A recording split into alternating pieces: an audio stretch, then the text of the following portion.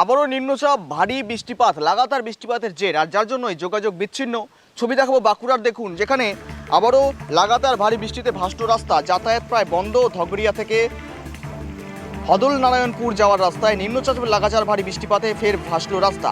আজ সকাল থেকে বাঁকুড়ার পাত্রসাহের ব্লকের ধগরিয়া থেকে হদল নারায়ণপুর যাতায়াতের রাস্তার ওপর দিয়ে বেগে বইতে শুরু করেছে একেবারেই শালী নদীর জল। এর ফলে ওই রাস্তা দিয়ে কার্যত যাতায়াত বন্ধ হয়ে যাচ্ছে এলাকার মানুষের। এই নিয়ে চলতি মরশুমে দ্বিতীয়বার প্লাবিত হলো এই রাস্তা।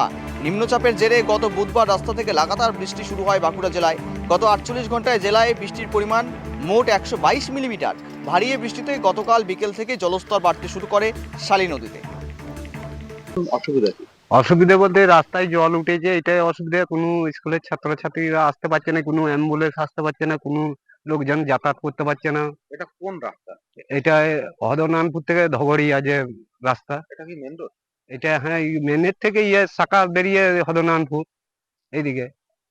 এটা পাত্র সাহেব আসুন আমাকে হ্যাঁ হ্যাঁ, পাতা সাহেব সুনাম